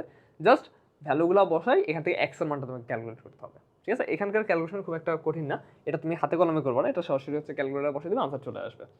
সো এটা একটু ক্রিটিক্যাল ম্যাথ এই বেসিসে, যে কারণ তোমাদের মানে রাসায়নিক পরিবর্তনটা এখানে ইনক্লুড করা হয়েছে কার সাথে, দ্রাব্যতা গুণফলের সাথে। এটা হয়তো অনেকের মাথায় আসবে না, বাট হ্যাঁ এই ম্যাথের মোস্ট সিগনিফিকেন্ট পার্ট হচ্ছে তোমার দ্রাব্যতা গুণফল পর্যন্তই, কারণ এর পরের পার্ট হচ্ছে চ্যাপ্টার 4 এর একদম বেসিক জিনিস, ঠিক আছে, একদম কঠিন কিছু না, একদম বেসিক। ওকে, আচ্ছা, এরপরের প্রশ্নটা খেয়াল করো। 25°C তাপমাত্রায় ক্যালসিয়াম হাইড্রোক্সাইডের কেএসপি দেয়া আছে। এই ক্যালসিয়াম হাইড্রোক্সাইডের 500 ml সম্পৃক্ত দ্রবণে সম আয়তনের 0.4 মোলার সোডিয়াম হাইড্রোক্সাইড যোগ করা হলো। এতে ক্যালসিয়াম হাইড্রোক্সাইডের হ্রাসকৃত দ্রাব্যতা কত এবং কত মিলি ক্যালসিয়াম হাইড্রোক্সাইড অধিক্ষিপ্ত হবে। এটা আই গেস খুব ইজিয়ার তোমাদের জন্য, কারণ এটা কি সমায়ন ইফেক্টের একটা ম্যাথ দিয়ে দিছে, ঠিক আছে। সমায়ন ইফেক্টের ম্যাথগুলো করা ইজিয়ার। তো ক্যালসিয়াম হাইড্রোক্সাইডে তুমি জাস্ট ইনিশিয়াল অবস্থাটা নিয়ে নিবা, এবং ইনিশিয়াল অবস্থায় তার যে কেএসপি দেওয়া আছে সেখান থেকে তার কি বের করবা, ঘনমাত্রাটা বের করে নিবা। এখন কি হবে, প্রবলেমটা কি, যখন তুমি ক্যালসিয়াম হাইড্রোক্সাইডের মধ্যে এই যে সোডিয়াম হাইড্রোক্সাইড অ্যাড করে দিবা, এতে কি হবে, এতে তোমার হাইড্রোক্সিল আয়নের ঘনমাত্রাটা বেড়ে যাবে, ঠিক আছে। দেখো, তো নতুন এখন হাইড্রোক্সিল আয়নের ঘনমাত্রা তোমাকে বের করতে হবে, যে কোথায় গেল, এই যে নতুন হাইড্রোক্সিল আয়নের ঘনমাত্রা, এই যে দেখো, ঠিক আছে, নতুন হাইড্রোক্সিল আয়নের ঘনমাত্রাটা, ঠিক আছে। তুমি ইন্ডিভিজুয়ালি আয়ন ওয়াইজ বের করতে পারো, যে আমি ক্যালসিয়াম আয়নের বের করবো, হাইড্রোক্সিল আয়নের বের করবো, সোডিয়াম আয়নের বের করবো, এটা করতে পারো। আচ্ছা, তো এরপরে কি করতে হবে, এখন দেখো, মানে এটা তোমরা জানো একদম বেসিক ফরম্যাট। তো ক্যালসিয়াম হাইড্রোক্সাইডের জন্যই তোমাকে কি করতে হবে, তোমার দ্রাব্যতা গুণফল বের করতে হবে। এখন দ্রাব্যতা গুণফল তো সবসময় ফিক্স থাকবে, এটা একটা কনস্ট্যান্ট, কিন্তু যেহেতু হাইড্রোক্সিল আয়নের পরিমাণটা বেড়ে গেছে এখানে, তাহলে তার দ্রাব্যতা গুণফলকে কনস্ট্যান্ট রাখার জন্য কি হবে, ক্যালসিয়ামের পরিমাণটা কমে যাবে, তাই না, কমন সেন্সের বিষয়। এই দুটার গুণফল সবসময় ফিক্স থাকতে হবে, কেএসপি যেটা অলওয়েজ আছে। এখন তুমি হাইড্রোক্সিলের পরিমাণ বাড়াইছো, কোথেকে বাড়াইছো, সোডিয়াম হাইড্রোক্সাইড দিয়ে হাইড্রোক্সিলের পরিমাণ বাড়াইছো, তাহলে ক্যালসিয়ামের পরিমাণ কমে যাবে, দ্যাটস ইট। তাহলে এই হ্রাসকৃত ক্যালসিয়ামের পরিমাণটা তুমি বের করবা। ওকে, এই যে বর্তমানে ক্যালসিয়াম হচ্ছে এতটুকু আছে, বুঝা গেছে। আচ্ছা, তো বর্তমানে ক্যালসিয়াম যদি এতটুকু থাকে, মানে ঘনমাত্রা যদি এতটুকু থাকে, তাহলে ওই আয়তনের মধ্যে কতটুকু আছে এটা তুমি বের করতে পারবে না, ভর। তুমি ঘনমাত্রা জানো, আয়তন জানো, দ্রবণের আয়তন তোমার দেয়া আছে, এই যে 500 ml এর মধ্যে তুমি আবার সম আয়তনের মানে আরো 500 ml দিয়ে দিছো, তাহলে সহজ কথা, ভ্যালুগুলো বসো, তোমার আনসার ইজিলি চলে আসবে। ভি হবে 1 লিটার, এখানে 500 কেন দিচ্ছে, একটা সেকেন্ড, সম আয়তনের এত যোগ করা হলো, ও আচ্ছা, এটা প্রথম অবস্থার জন্য বের করছে, যে মানে কম্পেয়ার করার জন্য প্রথম অবস্থায়। তো প্রথম অবস্থায় আমার কতটুকু ক্যালসিয়াম হাইড্রোক্সাইড ছিল, ওটা আমরা বের করতে পারবো, তার ঘনমাত্রার সাথে তার আয়তনটা গুণ করে দেবো। আর দ্বিতীয় অবস্থায় ক্যালসিয়াম হাইড্রোক্সাইডের পরিমাণ কত হবে, এই যে এখন ভি হবে 1000, কারণ টোটাল আমার ভলিউমটা কত হয়ে গেছে, 1000 ml হয়ে গেছে, কারণ 500 সাথে আমি সম আয়তনে সোডিয়াম হাইড্রোক্সাইড যোগ করছি। তাহলে আমার বর্তমানে ক্যালসিয়াম আছে কতটুকু, এই যে এতটুকু। মানে জিনিসটা সহজ, আমি শুরুতেই বললাম যে তোমার হাইড্রোক্সিল আয়ন তুমি যোগ করছো, ক্যালসিয়ামের পরিমাণ তো কমবেই, তাই না, এই যে দেখো কমে গেছে, সিগনিফিকেন্টলি কমে গেছে, বুঝা গেছে। তাহলে যে যতটুকু কমে গেছে ওটা কি হয়েছে, অতক্ষিপ্ত হয়ে গেছে, দ্যাটস ইট, কঠিন কিছু না। ওকে, জাস্ট মানে বিয়োগ করে দেখাই দাও যে এতটুকু হচ্ছে ক্যালসিয়াম যেহেতু কমে গেছে, কীভাবে কমছে, মানে সরাসরি তো আর কমবে না, কমছে হচ্ছে তোমার অধক্ষিপ্ত হয়ে, ঠিক আছে, দ্রবণ থেকে জাস্ট সেপারেট হয়ে গেছে। আচ্ছা, দেন পরের প্রশ্নটা খেয়াল করো। একটি বর্ণহীন জলীয় দ্রবণে ক্লোরিন দ্রবণ যোগ করা হলে দ্রবণটি বাদামি লাল বর্ণ ধারণ করে, এবং সিলভার নাইট্রেট দ্রবণ যোগ করা হলে হলুদ বর্ণের অধক্ষেপ পাওয়া যায় দ্রবণে যে যৌগটি রয়েছে। আচ্ছা, এগুলো হচ্ছে তোমার ওই যে আয়ন শনাক্তকরণের কোশ্চেন থেকে করা। তো বর্ণহীন সোডিয়াম ব্রোমাইড দ্রবণে ক্লোরিন যোগ করলে বাদামি লাল বর্ণের ব্রোমিন দ্রবণ পাওয়া যায়। ব্রোমিন দ্রবণ যে লাল বর্ণ এটা তো মানে তোমরা জানোই তাই না, অনেকেরই জানার কথা, ঠিক আছে, লালচে বাদামি আর কি। তো সোডিয়াম ব্রোমাইড ক্লোরিন বিক্রিয়া করছে, সোডিয়াম ক্লোরাইড লবণ সেপারেট হয়ে গেছে, আর ব্রোমিন গ্যাসটা উৎপন্ন হয়ে গ্যাস বলতেছি ব্রোমিনের অ্যাকুয়াস সলিউশনটা উৎপন্ন হয়ে গেছে, ঠিক আছে। ব্রোমিন কিন্তু তোমার তরল, ওকে। সো এরপরে কি বলছে, এবং সিলভার নাইট্রেট যোগ করা হলে হলুদ বর্ণের অদক্ষেপ পাওয়া যায়, দ্রবণটিতে যে রয়েছে সেম কাহিনী। এবার তুমি সিলভার দিয়ে যোগ করো, সিলভার ব্রোমাইড উৎপন্ন হবে, আর সিলভার ব্রোমাইড হচ্ছে হলুদ বর্ণের, ঠিক আছে। হলুদ বর্ণের অদক্ষেপ পাওয়া যায়, দ্রবণটিতে যার ব্রোমাইডই আছে, ঠিক আছে। তোমার কি আছে, সোডিয়াম ব্রোমাইড আছে। শুধুমাত্র সোডিয়াম ব্রোমাইডই কি পসিবল?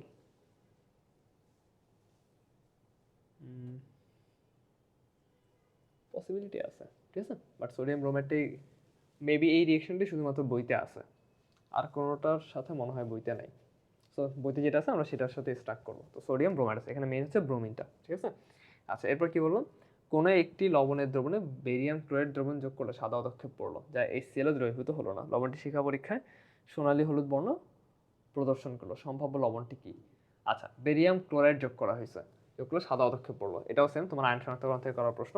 তোমার সোডিয়ামই এই যে সোডিয়ামই একমাত্র শিখা পরীক্ষায় সোনালী হলুদ বর্ণ কি করে, প্রদর্শন করে। আচ্ছা, তো দেখো বেরিয়াম ক্লোরাইড যোগ করলে সাদা অদক্ষেপ পাওয়া যায় তোমার কিসের, সালফেট এবং কার্বনেট দুইটাতেই পাওয়া যায়, তাই না? সালফেট এবং কার্বনেট দুইটারই পাওয়া যায়, আমরা আয়ন শনাক্তকরণ থেকে জানি। কিন্তু কাহিনী হচ্ছে যে আরেকটা ওরা বলে দিছে, কনস্ট্যান্ট ওরা বলে দিছে, সেটা হচ্ছে কি HCl দ্রবীভূত হলো না। কার্বনেট কিন্তু HCl দ্রবীভূত হয়েছে, কারণ সেখানে কার্বন ডাইঅক্সাইড উৎপন্ন হয়, সেটা হচ্ছে HCl এর সাথে রিয়েক্ট করে ফেলে। বাট যেহেতু এখানে দ্রবীভূত হয় না, তাহলে আমরা মানে কোথায় যাবো, সালফেটে না কার্বনেটে? সালফেটে যাবো, ঠিক আছে। তাহলে এখানে কি আছে, সালফেট আর বেরিয়াম ক্লোরাইড রিয়েক্ট করে বেরিয়াম সালফেট উৎপন্ন করলো, যেটা হচ্ছে HCl তোমার দ্রবীভূত হবে না, দ্যাটস ইট। তাহলে মানে দ্রবণ ইয়েটা কি, মানে লবণটা কি আমরা আইডেন্টিফাই করলাম কীভাবে, শিখা পরীক্ষায় সোনালী হলুদ বর্ণ সোডিয়াম, আর তোমার আয়ন শনাক্তকরণের এই পর্যায়ের এই স্টেটমেন্টটা দিয়ে আইডেন্টিফাই করলাম এটা হচ্ছে সালফেট, তাহলে সোডিয়াম সালফেট, সাবধান সোডিয়াম কার্বনেট না। কার্বনেট কেন হবে না, কারণ ওরা স্টেটমেন্টটা বলে দিছে HCl দিয়ে অদ্রবণীয়, যদি দ্রবণীয় হইতো তাহলে কার্বনেট হইতো, ঠিক আছে। তো একটু সাবধান ইয়েগুলো পড়ে ফেলবা তোমার আয়ন শনাক্তকরণগুলো। আচ্ছা, একটি নমুনা লবণের ক্ষারীয় দ্রবণে হাইড্রোজেন সালফাইড গ্যাস চালনা করে সাদা অদক্ষেপ পাওয়া গেল। নমুনা লবণের দ্রবণে কোন ধাতুর উপস্থিতি নির্দেশ করে? আচ্ছা, একটি নমুনা লবণের ক্ষারীয় দ্রবণে হাইড্রোজেন সালফাইড গ্যাস চালনা করে সাদা অদক্ষেপ পাওয়া গেল। নমুনা লবণের দ্রবণে কোন ধাতুর উপস্থিতি নির্দেশ করে? আচ্ছা, আনসার যদি দেখি আমরা এখানে লেখা আছে জিঙ্ক হাইড্রোক্সাইড, তাই না, জিঙ্ক সালফেট, জিঙ্ক সালফেট, এবং সেটা হচ্ছে রিয়েক্টর তোমার জিঙ্ক হাইড্রোক্সাইডের সাদা অদক্ষেপ উৎপন্ন করে। জিঙ্ক সালফেটের সাথে সোডিয়াম হাইড্রোক্সাইডের বিক্রিয়া প্রথম সাদা বর্ণে জিঙ্ক হাইড্রোক্সাইড অদক্ষেপ পাওয়া যায়। এরপরে হচ্ছে তোমার এই যে আচ্ছা আর কিছু দেয় নাই, বাট বলছে অতিরিক্ত তোমার সোডিয়াম হাইড্রোক্সাইড যোগ করলে এটা তোমার সাদা অদক্ষেপটা কি হয়ে যায়, দ্রবীভূত হয়ে যায়। এটা তোমার সেই জিঙ্কের যে ইয়ে আছে আয়ন শনাক্তকরণ আছে সেখানে আছে, জিঙ্কের সাথে তোমার ওই যে জিঙ্ক আয়নের মধ্যে তোমার যে সোডিয়াম হাইড্রোক্সাইড দাও সেখানে হচ্ছে জিঙ্ক হাইড্রোক্সাইড উৎপন্ন হয় সাদা অদক্ষেপ। বাট কাহিনী হচ্ছে জিঙ্ক সালফেটে যে হইতে হবে বিষয়টা এমন না, জিঙ্ক থাকলেই হয়েছে, ঠিক আছে।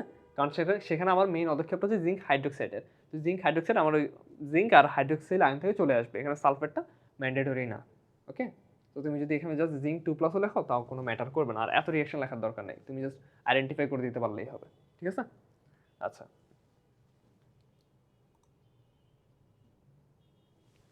এরপরে কি বলছেন, একটি পরীক্ষা নলে নমুনা লবণের কিছু অংশ নিয়ে তাদের বেরিয়াম নাইট্রেটের দ্রবণ যোগ করা হলে সাদা অদক্ষেপ পাওয়া গেল, যা লৌহ HCl দ্রবণে দ্রবীভূত হয় না। নমুনা লবণে কোন মূলকের উপস্থিতি আছে? আচ্ছা, এটা তো আগের প্রশ্নটাই হয়ে গেল, তাই না, তোমরা বুঝতেই পারতেছো খুব ইজিলি যে কোনটা দ্রবীভূত হয় না। আমরা জানি সালফেটটা দ্রবীভূত হয় না, কোথায়, এই যে বেরিয়াম সালফেটটা, মানে সালফেট আয়নটা কি হয় না, দ্রবীভূত হয় না। কার্বনেট আয়ন হলে কি হয়ে যেত, দ্রবীভূত হয়ে যেত। মানে শুরুতে যে ব্যাখ্যাটা দিচ্ছি সেটাই, কঠিন কিছু না। আচ্ছা, এরপরে দেখো 25°C তাপমাত্রায় কোনো একটি মিশ্র দ্রবণে সিলভার প্লাস ও মার্কারি 2+ উভয় আয়নের ঘনমাত্রাতে আছে। এই দ্রবণে আয়োডিন আয়নের ঘনমাত্রা কত মোলার উন্নীত করলে কেবলমাত্র একটি আয়ন সম্পূর্ণভাবে অদক্ষিপ্ত হবে? ধাতব আয়নটির শতকরা কত ভাগ অদক্ষিপ্ত হবে গণনা করো। আচ্ছা, তোমাকে দুইটা কেএসপি দিয়ে দিছে। এখন দেখো কেএসপি কার কম, মার্কারির কম, তাই না, তাহলে মার্কারি কি হয়ে যাবে, খুব আগে ইজিলি অদক্ষিপ্ত হয়ে যাবে। এখন মার্কারি অদক্ষিপ্ত হওয়ার জন্য তোমার আয়োডিনের পরিমাণ কতটুকু লাগবে সেটা তোমাকে আইডেন্টিফাই করতে হবে। তো এখন দেখো সিলভার আয়োডাইড উৎপন্ন করবো আর হচ্ছে মার্কিউরেট আয়োডাইড উৎপন্ন করবে, তাই না। আমি জাস্ট সিম্পলি এই দুইটা নিয়ে কাজ করা শুরু করবো। সিলভার নিয়ে যদি কাজ করি, এখানে দেখো কেএসপি দেওয়া আছে, আমার এখান থেকে আয়োডিনের ঘনমাত্রা লাগবে, ওকে পাইলাম, মানে সম্পৃক্ত দ্রবণের জন্য। এরপর হচ্ছে মার্কারির জন্য সেমভাবে আমি আয়োডিনের ঘনমাত্রাটা বের করলাম। তাহলে মার্কারির জন্য আমার আয়োডিনের ঘনমাত্রা কত লাগছে 5 × 10⁻13 আর সিলভারের জন্য কতটুকু লাগতেছে এক সেকেন্ড এরকম কেন হইলো আচ্ছা আচ্ছা সরি সরি সরি এখানে তো স্কয়ার আছে তাহলে এখানে যেহেতু আমার যার আয়োডিনের ঘনমাত্রা কম সেটাই খুব ইজিলি অতিক্রান্ত হয়ে যাবে তাহলে বুঝাই যাচ্ছে যেহেতু আমার কি লাগতেছে সিলভারের ক্ষেত্রে মানে সিলভার আয়োডাইডের ক্ষেত্রে আমার আয়োডিনের পরিমাণ কম লাগতেছে তাহলে এইটাই আসলে ইজিলি অতিক্রান্ত হয়ে যাবে আগে মানে আমার এনাফ পরিমাণ যদি আয়োডিন আমি দিতে পারি ঠিক আছে আচ্ছা তো এখান থেকে দেখো এই যে ক্যালকুলেট করে দিয়েছি উপরে থেকে থেকে আমরা দেখতে পাই সিলভার মার্কিউরির আয়োডাইড অপেক্ষা সিলভার আয়োডিনের ঘনমাত্রা কম ঠিক আছে এই কারণে আমি অতটুকু আয়োডিন দিলে সে কি হয়ে যাবে অধিক্ষিপ্ত হয়ে যাবে যেহেতু আসলে এখানে সিলভার আর মার্কারির পরিমাণের উপর কোনো কনস্ট্যান্ট দেওয়া নাই আচ্ছা দুজনের হচ্ছে সেম পরিমাণে আছে ঠিক আছে দুজনেরই সেম পরিমাণে আছে আচ্ছা তাহলে সিলভার আয়নের দ্রবণ থেকে সিলভার প্লাস আয়ন আগে অধিক্ষিপ্ত হয়ে যাবে এটাই আর আয়নের ঘনমাত্রা হচ্ছে 8.5 × 10⁻16 মোলারের বেশি হলেই সিলভার আয়োডাইড থেকে তবে এটা কি হয়ে থাকবে কন্টিনিউয়াসলি অধিক্ষিপ্ত হইতে থাকবে আর তোমার আয়োডিনের মাত্রাটা কি থাকতে হবে 5 × 10⁻13 এর নিচে থাকতে হবে কারণ এর নিচে থাকলে সিলভার মার্কিউরেট আয়োডাইড কি হবে না মানে সম্পৃক্ত হবে না অধিক্ষিপ্ত হবে না আচ্ছা তাহলে তোমাকে এখন জাস্ট কি করতে হবে আরেকটি কোয়েশ্চেন করছে ধাতব আয়নটি শতকরা কতভাবে অধিক্ষিপ্ত হবে সিলভার আয়োডাইড কতটুকু অধিক্ষিপ্ত হবে এটা তোমাকে আইডেন্টিফাই করতে হবে তো এটাও খুব সিম্পলি চিন্তা করতে পারো দেখো কেএসপি এবং কেআইপি ইকুয়াল হলে তোমার অধক্ষেপণ পড়া শুরু করবে এই যে অধক্ষেপ পড়বে আচ্ছা তো এখন আমরা কি জানি কেএসপি আর কেএপি যদি ইকুয়াল হয় মানে সিলভার ইন্টু আয়োডিন এখন চিন্তা করো আয়োডিনের পরিমাণ তো ফিক্স যে আয়োডিন আমি কত দিতে পারবো সর্বোচ্চ এতটুকু আয়োডিন দিতে পারবো এর থেকে বেশি দিলে মার্কারি সহ সে অধক্ষিপ্ত হওয়া শুরু করবে কিন্তু কোশ্চেনের কনস্ট্যান্ট হচ্ছে কি আমি মার্কারি অধক্ষিপ্ত করতে পারবো না তাহলে আমি আয়োডিন সর্বোচ্চ মানে থ্রেশহোল্ড হচ্ছে এটাই দিতে পারবো এর থেকে বেশি দিতে পারবো না তাহলে আয়োডিন এতটুকু দাও আয়োডিন এতটুকু দিয়ে তোমার সিলভারের ঘনমাত্রা কত হয় সেটা বের করো এই যে দেখো কেআইপি মানে কেএসপি ধরতে পারো কারণ অধক্ষিপ্ত তোমার কেএসপি আর কেএপি যখন ইকুয়াল হয় তখন থেকেই শুরু হয় তাহলে দেখো কেআইপি সমান কি আসবে এই যে এটা সিলভার ইন্টু আয়োডিনের ঘনমাত্রা তো এটা হচ্ছে কেএসপির মান কোশ্চেনে দেওয়া আছে এখন সিলভারের ঘনমাত্রাটা আমি বের করবো যে কতটুকু লাগতেছে কারণ আয়োডিন তো ফিক্স আয়োডিন আমি এর থেকে বেশি দিতে পারবো না সর্বোচ্চ আমি এতটুকু পর্যন্ত দিতে পারবো তো ভ্যালুগুলো দিয়ে আমি সিলভারেরটা বের করলাম তাহলে সিলভার হচ্ছে আমার কত আসলো 1.7 × 10⁻4 শেষ দ্যাটস ইট যে এখন আমি কি করতে পারবো এখান থেকে রেশিওটা বের করে ফেলতে পারবো পার্সেন্টেজটা হিসাব করে ফেলতে পারবো যে আমার বর্তমানে আছে এতটুকু আর ছিল কতটুকু 0.1 মোলার ছিল তো ডিফারেন্সটা নাও ওই ডিফারেন্সটা কি হয়ে গেছে অধিক্ষিপ্ত হয়ে গেছে ঠিক আছে আচ্ছা মানে জাস্ট এরপরে ওই পরিমাণটা দিয়ে ভাগ করে দাও যে যতটুকু আমার অরিজিনাল ছিল 0.1 দ্যাটস ইট আচ্ছা দেন পরের প্রশ্নটা খেয়াল করো 25°C তাপমাত্রায় 0.15 মোলার ক্যালসিয়াম ক্লোরাইড দ্রবণে ক্যালসিয়াম অক্সাইডের দ্রাব্যতার তুলনায় বিশুদ্ধ পানিতে উহার দ্রাব্যতা কত গুণ বেশি 25°C তাপমাত্রায় কেএসপি সমান সমান এত আচ্ছা কোশ্চেনটা ভালোভাবে যদি একটু খেয়াল করো ওরা জানতে চাচ্ছে ক্যালসিয়াম অক্সাইডের দ্রাব্যতার তুলনায় বিশুদ্ধ পানিতে উহার দ্রাব্যতা ক্লোরাইড দ্রবণের ক্যালসিয়াম অক্সাইড আচ্ছা মানে ক্যালসিয়াম অক্সাইডের দ্রাব্যতা তোমার ক্যালসিয়াম ক্লোরাইডের আর বিশুদ্ধ পানিতে ঠিক আছে এই দুটার মধ্যে ডিফারেন্সটা কোথায় হচ্ছে কারণ স্বাভাবিক বিষয় ক্যালসিয়াম অক্সালেটকে তুমি যদি ক্যালসিয়াম ক্লোরাইডের মধ্যে দাও সেখানে তো সময় ইফেক্ট আছে দ্রাব্যতা তো হ্রাস পাবে এটা খুব স্বাভাবিক আর বিশুদ্ধ পানিতে যেহেতু কোনো সময় ইফেক্ট নাই তাই এটা কোনো ইম্প্যাক্ট ফেলবে না তাহলে এটা আমাদের ইজি ওই আমাদের সময় ইফেক্টের ম্যাটটার মতোই তো আমরা পুরো ম্যাটটা যদি করে ফেলি ক্যালসিয়াম অক্সালেটকে তুমি স্প্লিট করতে পারবা ক্যালসিয়াম এবং অক্সালেট আয়নে এই ক্যালসিয়ামটা হচ্ছে তোমার ক্যালসিয়াম ক্লোরাইডে কী ফেলবে সমায়ন ইফেক্টটা ফেলবে আচ্ছা তাহলে 25°C তাপমাত্রা কেএসপি দিয়ে আছে কেএসপি থেকে আমি কি পেয়ে যাবো দ্রাব্যতা পেয়ে যাবো এই যে calcium into oxalate S into S S square এটা আমরা অলরেডি একটা ম্যাথে দেখে আসছি তাহলে সেখান থেকে আমি কি পেয়ে যাচ্ছি ওর দ্রাব্যতাটা পেয়ে যাচ্ছি কিসে বিশুদ্ধ পানিতে ওকে হ্যাঁ বিশুদ্ধ পানিতে আমি দ্রাব্যতা পেয়ে যাচ্ছি এবার চিন্তা করো ক্যালসিয়াম ক্লোরাইড দ্রবণে যদি আমি ওকে দিই তাহলে সেখানে কি হবে অলরেডি আমার এতটুকু হচ্ছে কি ক্যালসিয়াম আছে ক্যালসিয়াম অক্সালেটের জন্য এবার ক্যালসিয়াম ক্লোরাইড দ্রবণের 0.15 মোলারের মধ্যে আমি যদি ওখানে দিই তাহলে এই 0.15 মোলার ক্যালসিয়াম ক্লোরাইড এই যে ক্যালসিয়াম ক্লোরাইড থেকে ক্যালসিয়াম 2+ প্লাস 2Cl মাইনাস যে 0.15 মোলার ক্যালসিয়াম ক্লোরাইড থেকে 0.15 মোলার ক্যালসিয়ামও তো উৎপন্ন হবে তাই না এটা তো 1:1 অনুপাতে উৎপন্ন হচ্ছে তাহলে কি হবে আমার এখানে ক্যালসিয়ামের পরিমাণ বেড়ে যাবে আর ওই সময়ের ইফেক্টের মতো কাহিনী সেম যেহেতু আমার ক্যালসিয়ামের পরিমাণ বেড়ে গেছে আমার কি হবে অক্সালেটের পরিমাণ কমে যাবে আর অক্সালেটের পরিমাণ কমে যাওয়া মানে কি কাহিনী সেম ক্যালসিয়াম অক্সালেটের দ্রাব্যতা হ্রাস পাবে শেষ দ্যাটস ইট ভ্যালুটা বসাও এই যে ক্যালসিয়ামের আমার অলরেডি এক্সিস্টিং যে দ্রাব্যতা সেটা প্লাস হচ্ছে 0.15 কিসের জন্য? ক্যালসিয়াম ক্লোরাইড দ্রবণের থেকে যেটা বের হলো সেটা ইনটু আমার অক্সাল্টের দ্রাব্যতা। এখন এখান থেকে আমি নতুন দ্রাব্যতা বের করলাম S1, এবং S1 বের করে পাইলাম কত? 1.5 ইন্টু 10⁻8, আর আমার আগে ছিল হচ্ছে 4.8 ইন্টু 10⁻5। বুঝাই যাচ্ছে মানে 1000 গুণের কাছাকাছি অলমোস্ট। দেখো কত আসলো, এই যে রেশিও নিলে 3200 গুণ আসতেছে। বুঝা গেছে? মানে সিগনিফিকেন্ট অ্যামাউন্টে ড্রপ করছে। কেন? সেম কাহিনী, সমায়ন ইফেক্টের জন্য। ওকে, আচ্ছা এরপর দেখো বোর মডেল অনুযায়ী ইলেকট্রনের শক্তি দেয়া আছে, এই সমীকরণ থেকে হিসাব করা যায়, যেখানে RH রিটবার্গের মান দেয়া আছে 2.18 ইন্টু 10⁻18 জুল, এবং n হলো প্রধান কোয়ান্টাম সংখ্যা। যদি ইলেকট্রন n 3 শক্তি স্তর থেকে নিম্ন শক্তি স্তরে স্থানান্তরের ফলে উৎপন্ন ফোটন বামার সিরিজে একটি লাইন বর্ণালী তৈরি করে, তাহলে বিকিরিত ফোটনের শক্তির সমীকরণটি বের করো। আচ্ছা মানে কঠিন কিছু? বামার মানে কি? n এর মান কত আসবে? 2, শেষ। তোমার একটা n এর মান হচ্ছে 3 দেয়া আছে প্রথম কোয়ান্টাম, আর একটা n এর মান হচ্ছে 2। এবার এই দুটো দিয়ে শক্তির ইকুয়েশনটা বের করো। ঠিক আছে, এই ইকুয়েশনে বসাও, n এর ভ্যালু একটা 3 একটা 2। ঠিক আছে, এবার হচ্ছে দুটোর ডিফারেন্স নাও, তাই না? আমরা কি জানি একটা ইলেকট্রন এক শক্তি স্তর থেকে আরেক শক্তি স্তরে যায়, তখন সে যে শক্তি শোষণ বা বিকিরণ করে সেটা হচ্ছে দুই শক্তি স্তরের শক্তির পার্থক্য। তো সেই দুটোর পার্থক্য নিয়ে নাও, এই যে ভ্যালুগুলো বসাও, 2 আর 3 বসাও, দেন এই দুটোর ডিফারেন্সটা নিয়ে নাও, শেষ। এটাই হচ্ছে ইকুয়েশন। আচ্ছা, উক্ত সমীকরণের সাহায্যে উৎপন্ন ফোটনের তরঙ্গ দৈর্ঘ্য ন্যানোমিটারে প্রকাশ করো। আর এইচ এর মান বসাও, আর এইচ এর মানটা তো দেয়াই আছে, আর এইচ এর মান বসাও, আর আমরা সমান এটা কি জানি যে hc ডিভাইডেড বাই ল্যামডা, তাই না? তো আর এইচ এর মান কোশ্চেনে দেওয়া আছে না? ওই যে দেখো আর এইচ এর মান দেওয়া আছে, ভ্যালুটা বসাও। এইচ এর মান আমরা জানি 6.626 ইন্টু 10⁻34, সি এর মান আমরা জানি আলোর বেগ 3 ইন্টু 10⁸8, আর ল্যামডা এটা আমাকে বের করতে হবে।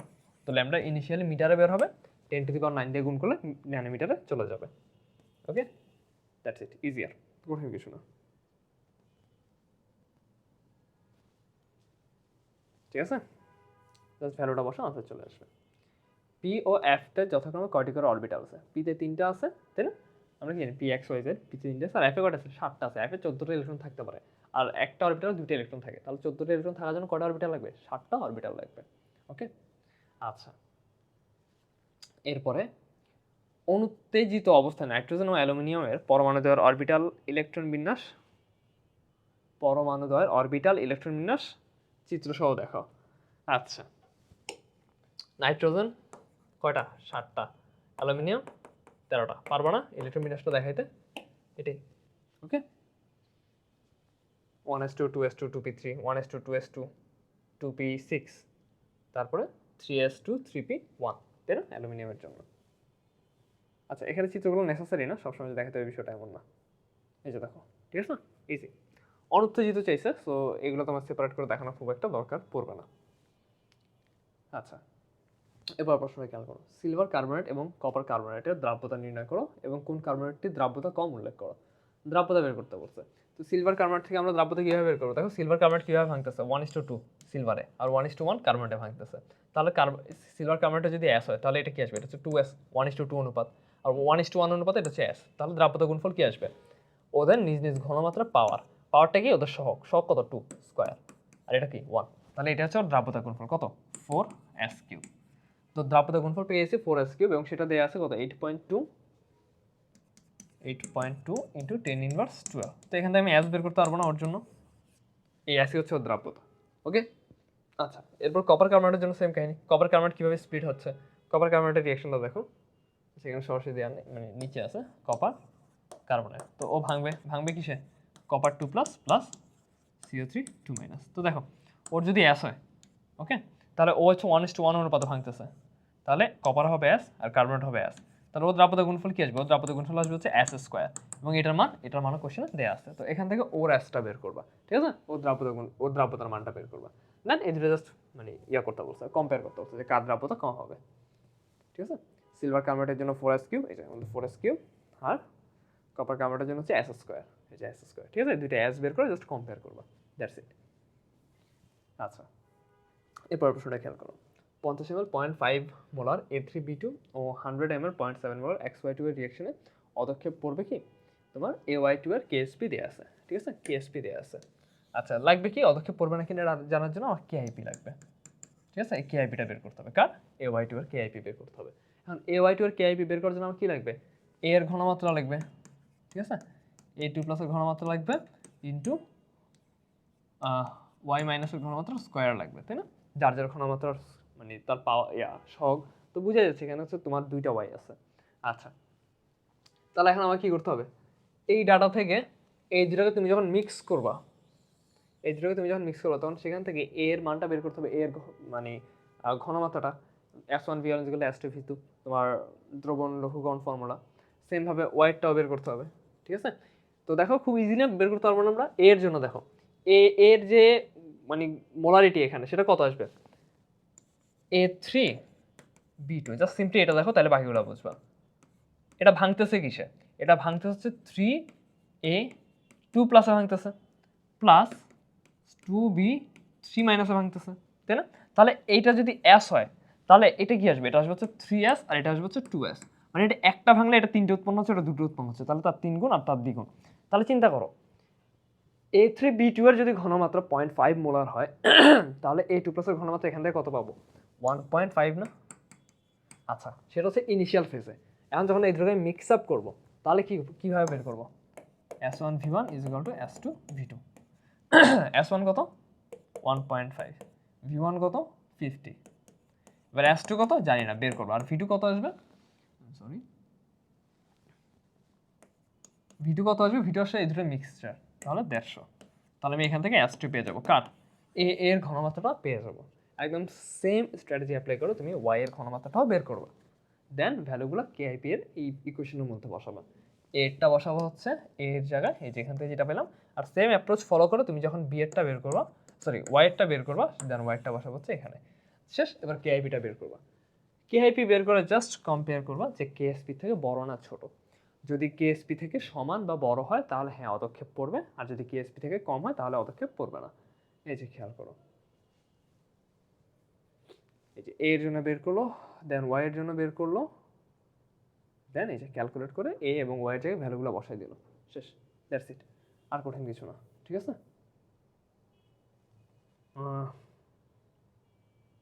103, হ্যাঁ ঠিক আছে, এটাই অ্যান্সার। তাহলে কি আসলো, কেআইপি বড় আসছে কার থেকে, কেএসপির তুলনায় বড় আসছে, তো যেহেতু কেআইপি কেএসপির তুলনায় বড় আসে তার মানে হ্যাঁ অদক্ষেপ পড়বে। ওকে, সো এই ছিল আমাদের ইঞ্জিনিয়ারিং সলভ ক্লাস। কোশ্চেনগুলো দেখে বুঝতে পারছো ভালোই একটু ক্রিটিক্যাল কোশ্চেন আসে ইঞ্জিনিয়ারিং, কিছু করার নেই, আমাদের দেশে 4টে ইঞ্জিনিয়ারিং ইউনিভার্সিটির মধ্যে বুয়েটের কোশ্চেন সবচেয়ে বেশি টাফ হয়, সিকের বুয়েটে এই স্ট্যান্ডার্ড বা এর থেকে একটু কমই হয়, ঠিক আছে, একটু ইজিয়ার হয়, বাট হ্যাঁ টার্গেট যেহেতু সবার বুয়েট থাকবে একটু কঠিন কঠিন ম্যাথ প্র্যাকটিস করাটাই একটু বেটার। Okay, that's it.